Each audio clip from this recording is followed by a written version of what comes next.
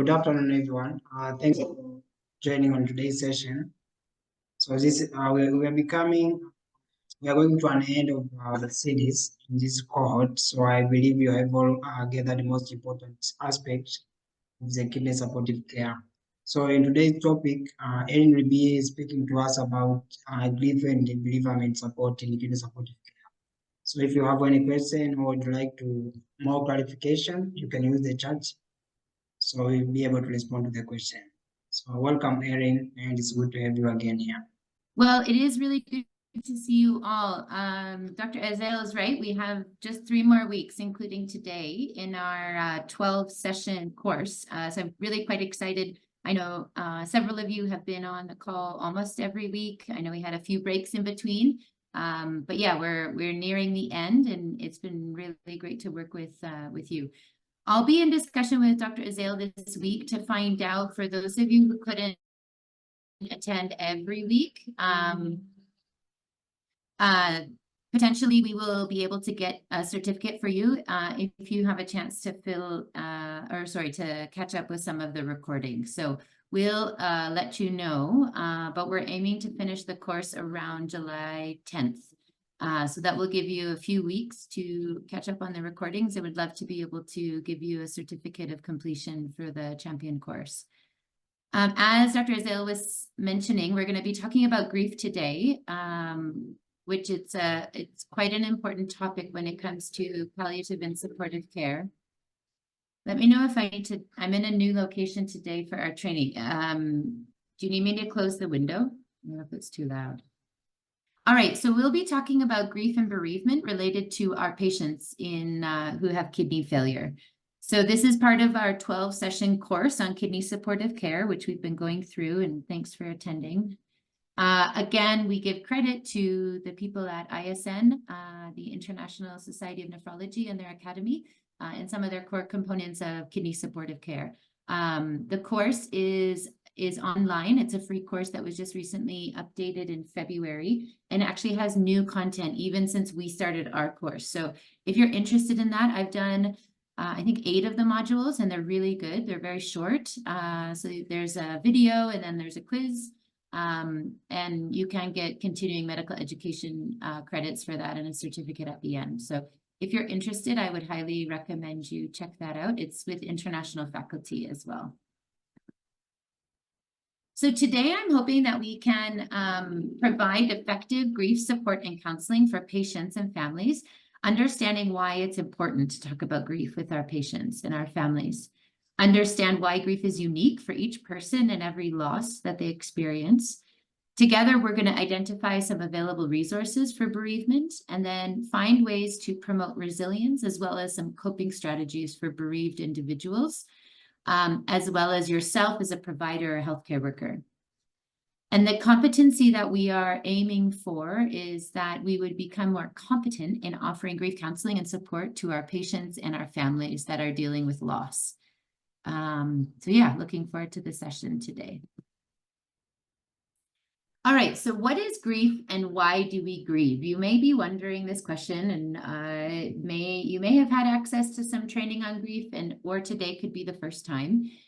And you might be wondering, or your brain is kind of feeling like this, kind of all muddled, not really sure exactly what it is. Is it an emotion? Is it a response? Is it a cultural response of the way people act towards death and dying? Lots of questions around grief. And today I want you to remember that there's no one way to grieve. You'll see a slide that comes up often in my presentation today. And there's no one right way to grieve. So we as providers will grieve for sure when our patients die, or when they're really struggling, or when they have to be admitted. And our patients will grieve over losses they've experienced. Our families for sure, if their loved one has died. Even our patients that are sitting next to the one that's quite ill will also grieve. So you may have heard of the stages of grief, being denial, anger, bargaining, depression, and acceptance. And we may expect that this is a kind of a roadmap if you will. So you begin with denial, then people will shift into anger, depression, and they begin to bargain, and then finally they accept their loss. But actually, the road that many of our patients and families experience is a road that's much more jumbled. It's not a straight line. It's not even a cycle. And new research has been done showing that actually grief can be experienced very differently by very different people. So this knowledge that it's a cycle is actually beginning to change. The way we think about grief is changing. It is, though, the total active experience of loss, which impacts us physically, emotionally, it impacts us spiritually, and impacts different social aspects of our life. So when you think about grief, rather than stages of grief, that's a very straight line, many of our patients actually feel like this. So they have a loss at the top of the kind of this valley. And then rather than going through all of these stages and finally feeling adjusted to the loss, it's quite unorganized, as you can tell. Some new theories on grief really pinpoint this idea that we can be oscillating in our grief. At one point, we can feel okay and ready to move forward, not necessarily move on. We don't like using words like moving on from a loss, but we move forward with the loss. And then we can very much be in a state of numbness or denial just a few days later. We can have new perceived strengths, new relationships, new hope, and very quickly can have emotional outbursts or feel shock or feel that loneliness and isolation. So some of the new theories related to grief are saying that this oscillation back and forth between these very real emotions is very common. And I want you to remember that grief is normal and it is a natural experience. The grief that our patients experience when they start dialysis is normal. The grief that they experience when they cannot work any longer because of their illness is a normal emotion, and it's a natural experience. It is not a mental illness or something that needs to be fixed. We grieve because we love. So if you've loved something, so you can think about your family or maybe a very close friend, or maybe your job or something that's made you who you are today, it is something real. We can also sometimes love something that's ideal. And when that thing that we love is absent, that's when we begin to feel grief. We love these things and we form very strong attachments. They can be tangible or even intangible attachments. And when that thing that we loved, which we had formed attachments to, when that thing is lost, that's when we experience that emotion of grief. It can be, again, something that we can see, like a house, potentially with all the flooding that's happened in Kenya, people who've experienced a loss of their house or a car or, again, a loved one. When we are no longer attached to them, that's when we can experience grief. Again, it isn't just about death. Even our dreams, for example, or our ideas or our expectations, when those no longer can happen, that's when grief is experienced. Some patients talk about it as if they are losing a part of themselves, saying, I am losing parts of me.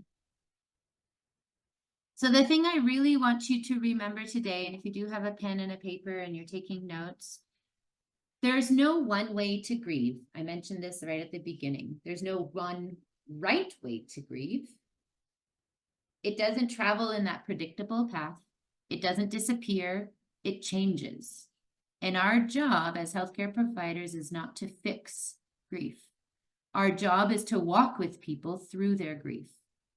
We are to support them by sitting with their suffering. And there's a really interesting article from 2016 that was written by Ratner and Berzoff and it was talking about rethinking suffering, allowing for suffering that is intrinsic at the end of life. And it was quite interesting article, and if you're able to review it, I'll share the link.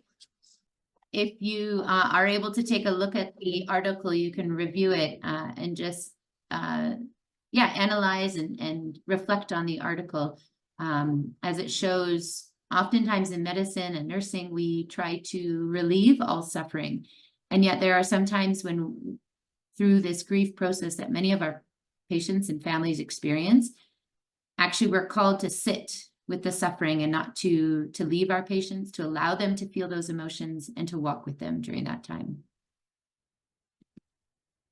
An interesting theory on grief from 1996 by Lois Tonkin is called growing around grief. And that's when the patients and the families could think that grief would, if you see the top layer there, slowly gets smaller with time. And this is this idea that we move on from our grief. And over time, the grief gets smaller and smaller and smaller until the point where it's no longer affecting us. But actually, in reality, according to this theory, grief stays the same because of the way we have experienced a loss or because of the relationship we have. The grief actually stays the same, but slowly life begins to grow bigger around it. The importance of this theory and the way that we can interpret this related to our patients and their families and our colleagues is knowing that each interaction and relationship that we have had as individuals really impacts us. And we learn and we mature and we understand how to grow bigger around that loss. Again, we don't move on from the situation and forget that that person ever meant something to us. We grow bigger around our grief. Bereavement is a very important concept to talk about as well as we take care of patients in kidney failure. Bereavement actually starts with a diagnosis, both for the patient and the family. It's this normal process, and we need to find ways to manage the patient and their family's effects of their bereavement process. Sometimes our patients can have bereavement that's complicated, and we may need to refer them to a counselor. And then after our patients pass away, it is important that we find resources that the family can access. It could be a community resource or one of the church communities or religious communities that they're connected to find ways to support the patient's family during that time. You may have heard the word complicated grief. We now call this prolonged grief. And if we were to talk about this in kidney supportive care, it is a loss from any of the following things that can create greater risk for this prolonged bereavement or the grief. It could be a sudden death or an accident or trauma. Any childhood death would be considered at risk for having prolonged grief for the parents or the siblings. Mental health or substance use in the bereaved. And then if there are situations where patients are socially isolated or they have had multiple losses, then a person would be at risk for prolonged grief. So you might be wondering, what are some of the signs? This is when our patients or even their family members can't focus, they focus on little else other than the loved one's death. They have persistent pining or yearning or longing for that person. They have thoughts of guilt or shame.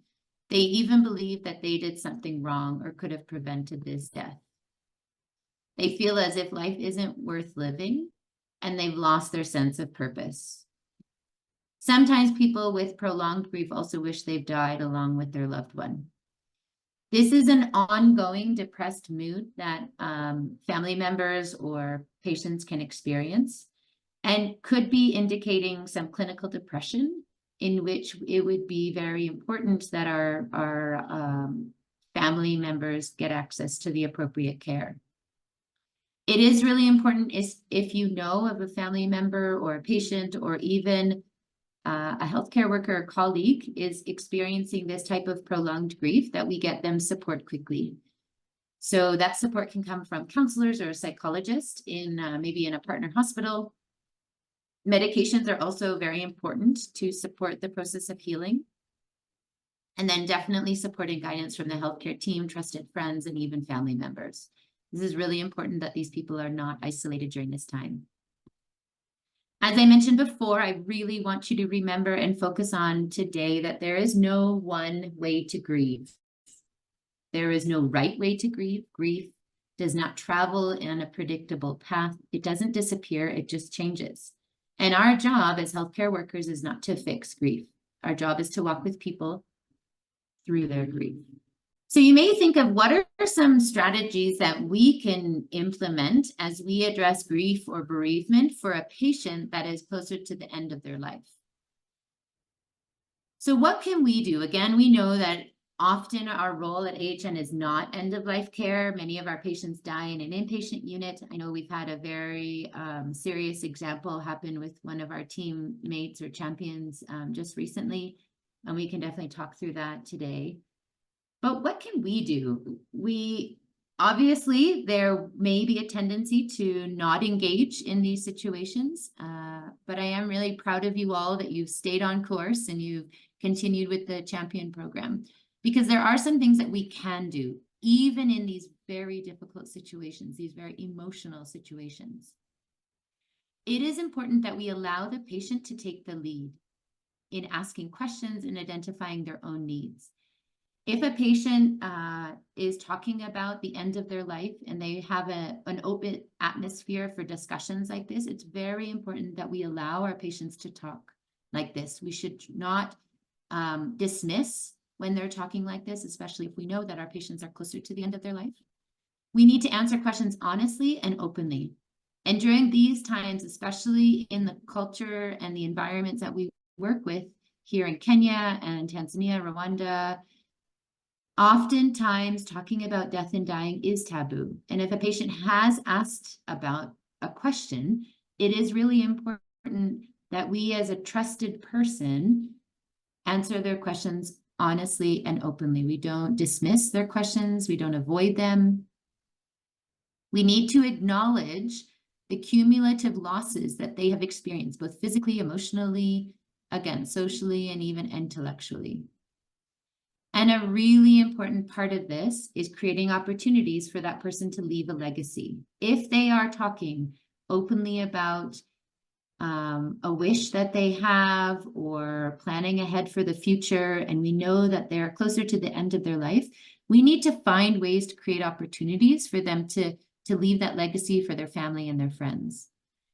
And this may be something that you're not completely comfortable with right now, but over time, as you provide more and more holistic care to your patients, this will be a very valuable and rewarding aspect of your work. What can we do for families? So it's really important that we focus on the family network. So always consider the immediate family and the spouse, any adult children, siblings, and definitely seek their guidance on the type of support that they would want.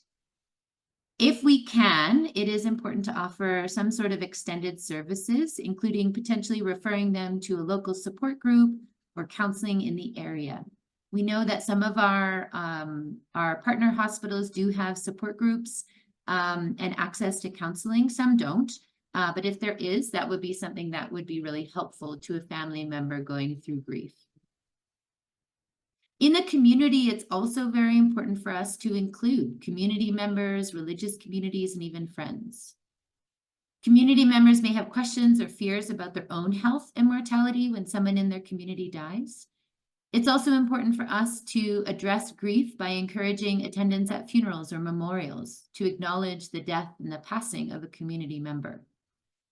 And then allowing community members an opportunity to process their feelings. Again, we at AHN may not necessarily be invited to too many funerals or memorials, yet if it was an important patient to you, this could also help you as a provider address the grief that you're experiencing.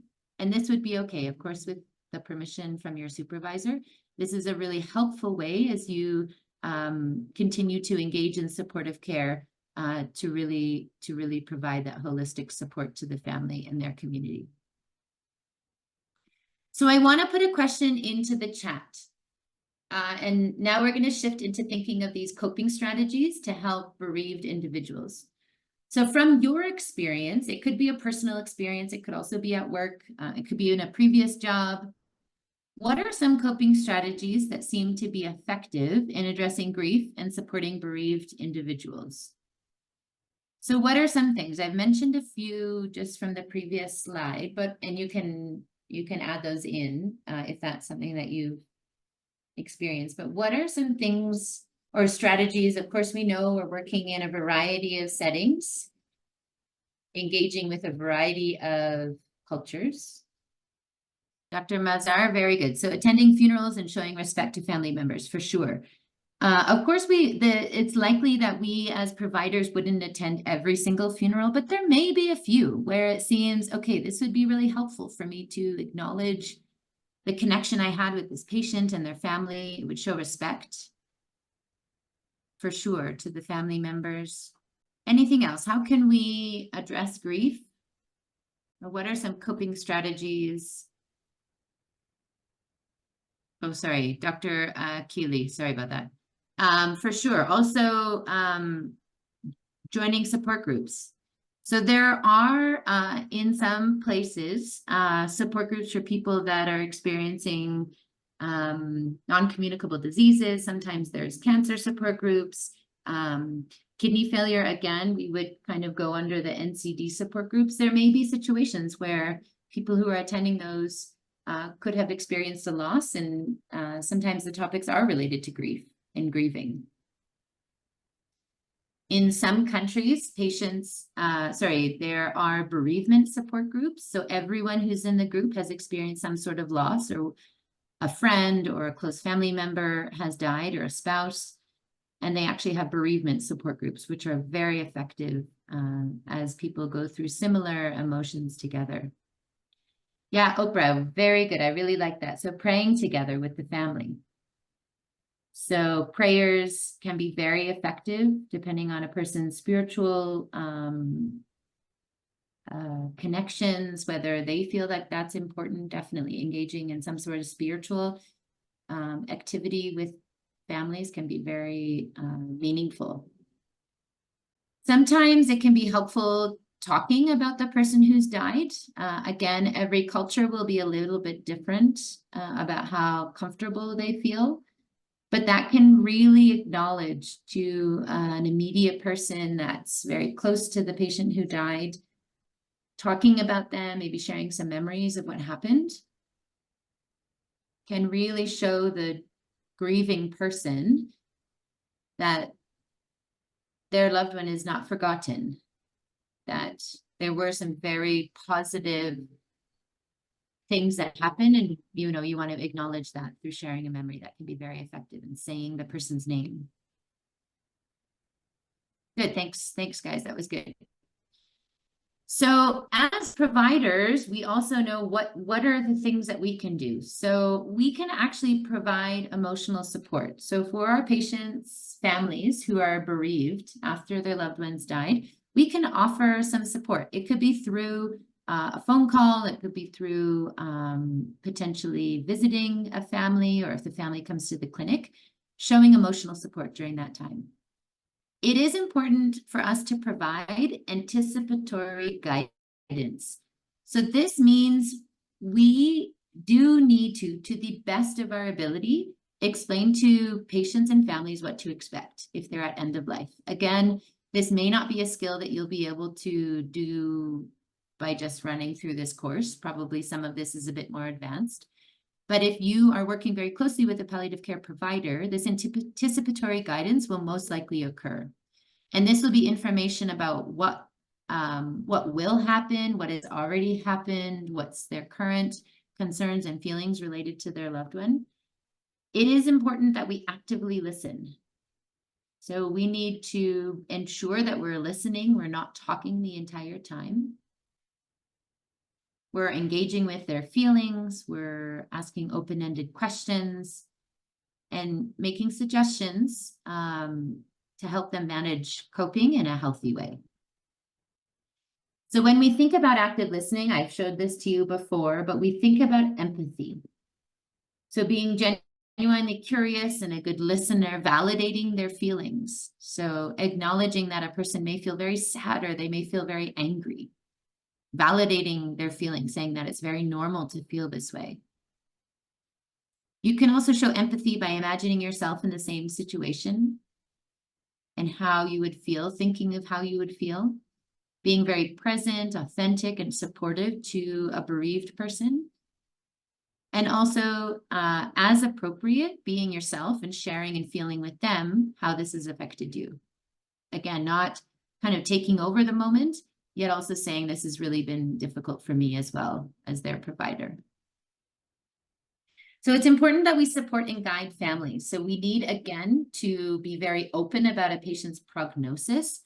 So that's how they're managing with their illness and understanding how close to death they are. Their preferred location of death. Some people want to die at home. Some people want to die in the hospital. And again, we know in many of our cultures here in East Africa, it can be taboo to talk about this. Yet it can be an important conversation for patients and families. It may feel like there are times where there is limited options that we can offer, yet oftentimes a location of a patient's death, we can do our best to really offer that situation to happen where they prefer it to happen. And then definitely doing a lot of teaching on what is expected as the patient is dying. Again, we at AHN don't do a lot of end-of-life care, but this is something that's quite important, especially with our kidney failure patients, what their expectations are, what it's going to be like if they stop their dialysis, what are some of the symptoms they may come up with. And I know we went into a little bit of this related to end-of-life care, I think, which is what we did last week. Also, after-death care and religious traditions are important to really support and guide people, as well as any funeral arrangements. We can actively and empathetically listen to our patients as they experience painful emotions during this time when families say, I thought I was ready and I thought I already felt the worst I could feel. Again, we need to actively and empathetically listen to our patients, allowing them to experience those very difficult and very painful emotions and feelings. In these kinds of situations, if it's appropriate, a hug or saying that, of course, you're sorry for what they're going through can also be helpful. It's important that we try not to fix their problem or their pain. Again, that's sitting with their suffering. We don't want our patients to have prolonged grief, yet we also don't want to say cliches. So time heals all wounds, your loved one is in a better place, at least they're not suffering. These things to a bereaved person can sometimes feel not helpful. We don't want to say, I know how you feel, because we don't know exactly how the person feels unless we've also lost someone who had kidney failure. So again, most of the time, it's not, we know how you feel. We need to offer practical help to our patients and then definitely allow families time to be alone as long as helpful once their loved one dies.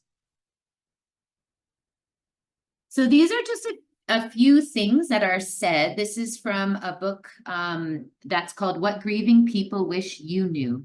And this is from 2016. And it's an interesting book because there's many times that we may say things that someone who's going through grief and bereavement may not actually want to hear, yet we often say them again and again. So some of the basics, it's really important that we listen more than we talk. So saying things like, I guess God just needed her in heaven more than we needed her here, probably isn't going to help a person feel better in that moment. I guess God just needed another angel. Again, in the moment, it is not going to be an empathetic response to a patient's family member. We need to remember not to tell them what to do. Here's some advice. Again, that's not really the best way to show that empathy and do active listening. We want to esteem their grief. So sometimes people say, well, at least they're not suffering, or this would have been even harder if it happened later. Again, these things are not going to help really allow them to grieve. Many times we say things like, please don't cry, or look away awkwardly when someone starts crying. Crying is ways for some people to be emotive about such a loss.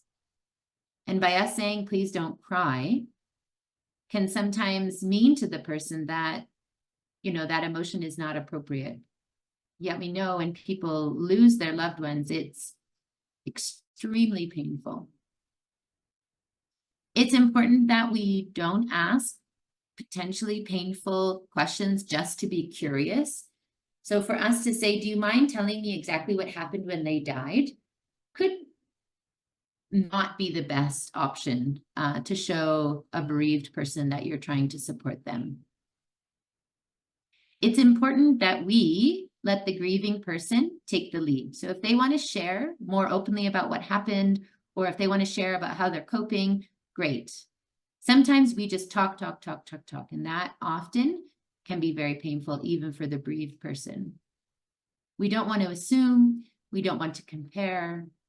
Again, we don't want to fix their pain at this point. At least you have other family members. Again, that's not a comment that's going to show a lot of empathy and really help the situation. We want to give people time to process their emotions and what they're experiencing. So we want to try not to be in a hurry. So by saying, I really think you need to talk about this, you need to get over this, you need to work through this, is not going to be helpful. And try not to make the situation about you as a provider. So by saying, I would have liked to come to the funeral, but I wasn't able to, again, that puts a lot of focus on you rather than showing empathy and concern for the bereaved family member. These are just a few of the examples from that book, which I found really interesting. So when we think about our teams and the people that we're working with, what are some of the resources that are available for us to recommend for people going through grief and bereavement? I know at some of our partner facilities, we can connect our patients and their families to palliative care or other religious organizations that support bereaved people. But I also do know that there are limited resources. So I just wanted to give just a minute to see if anyone has any suggestions about resources for grief and bereavement in their area. And I see we have a few people from Tanzania on the call and some people from Kenya. Erin, I'm not sure there are any support group that I'm aware of in Tanzania particularly. Yeah. Yeah. I don't know if Dr. Mazali, Dr. Akili might be aware of it, but I'm not sure when. Mm-hmm. And traditionally, what do people do? I know in Kenya, there's a lot of activity right around the burial and the funeral. Ends up being fairly taxing on the immediate family members. Yet, are there some traditional or common things where people get visited by the community members for a certain amount of time? Yeah, I The think it's elders of almost the church sometimes go, and it's almost the same in Tanzania. for the mosque. The family nature in Tanzania is most of families are extended families, so you'll get a support from the family, but also the community. Yeah. If you go in the rural areas, you might find that maybe if someone has passed away, the whole village might be, yeah, they may go to support the particular family for a day or two. It's becoming rare in nowadays people that are busy with their activities, but where I grew or where I came from, it's very common that the community will be around you for all maybe a day or three. Some will even stay with you for a week, maybe.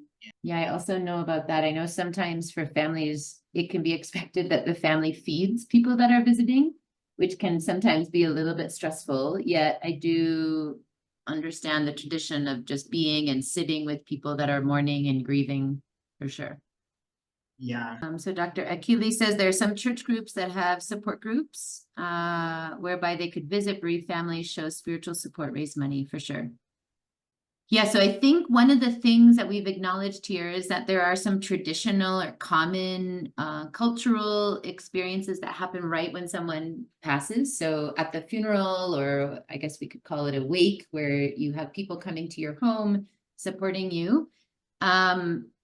I think for bereavement support, longer than that burial and funeral time could be a bit of a gap, and that could sometimes people could experience kind of a lack of support kind of afterwards, where they may not be getting that support longer term.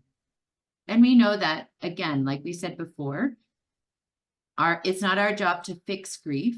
We need to enable people to process their grief and find out how they can grow around the grief that they've experienced.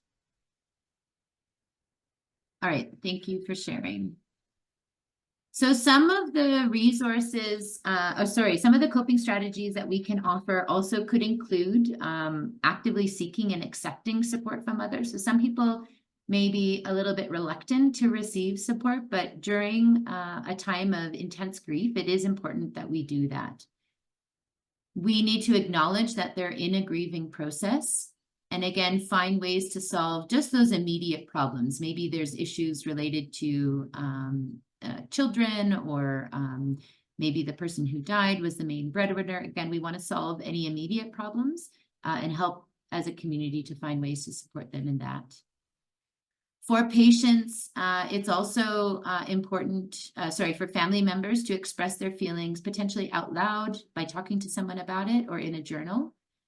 And definitely learning to recognize anything that's emotionally going to trigger their grief experience. So if there's a certain location or talking about a specific topic, and that can be really difficult, just identifying that and not necessarily avoiding it altogether, but identifying it and learning to recognize that it could be really difficult on those days.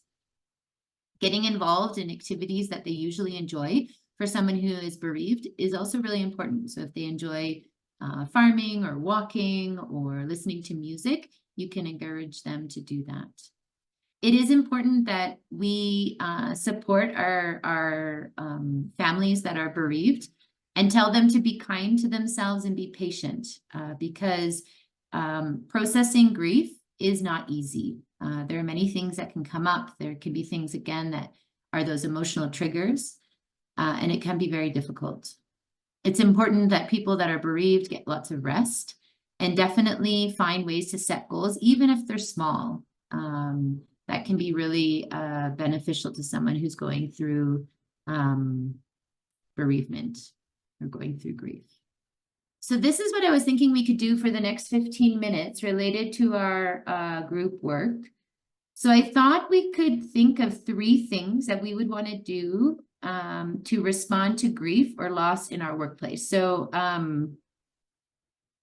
as you heard the content today, maybe there was something you're like, oh, that would be great. I really want to try to do that. I want you to write 3 things down, or think of the 3 things that you potentially could do. And then we're actually going to rate them. So sometimes when we think of things, we might likely be something that's likely for us to do. So for example, maybe we likely could be open to a family member who calls us about their loved one who just died. There might be things that we would want to do, but it could be really hard. And then something that's most likely, but actually we can't really do this in the next week. So I'd be really curious to hear what your thoughts are. So for example, we've talked a little bit about, having lack of resources for actual support groups, but it's actually something you would really be interested in doing or learning more about, or finding ways to support bereaved family members. For you, maybe it would be likely, but not actually able to do this. And then we'll rate them all together. So if you wanted to take a few minutes, I'll leave this slide up, and then I'll just put the instructions also in the chat. So think of 3 things related to grief and bereavement that you might want to integrate into your work in the next week. Again, it's a very short timeline. And then put number 1 as the thing that you're most likely able to do. Number 2 is the one that maybe you could do, but it might be hard. And number 3 that you would really, again, you'd really like to do, but it's not going to be able to do it at this time. I'd be curious to hear what your ideas are related to grief and bereavement support. Some really good ideas have come through. We'll just wait a few more minutes and then I'd love to read them out to everyone. So keep them coming. So number 1 is something you'd likely be able to do in the next week. Number 2 is something that you would want to do, but it may be hard or difficult. And then number 3 is something you really want to do, but probably not able to do in the next week.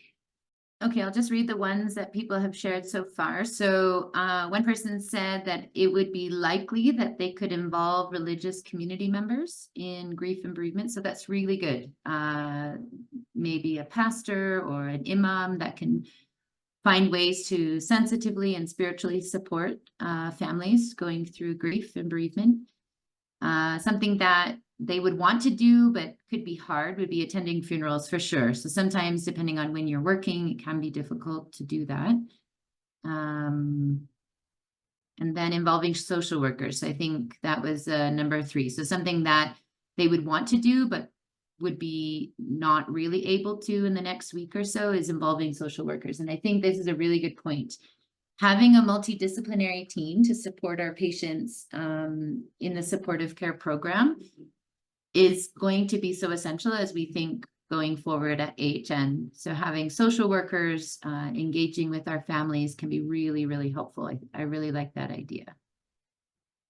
Okay, Dr. Mazar says his number 2, so something that he would really like to do but would be hard, is again involving those social workers or a psychologist. So depending again what kind of facility you're working at, if you have a mental health team or mental health support or a social work team, that actually could potentially be something you could try and do. So you could try and find out what their number is or find ways for patients to be able to access that, or families.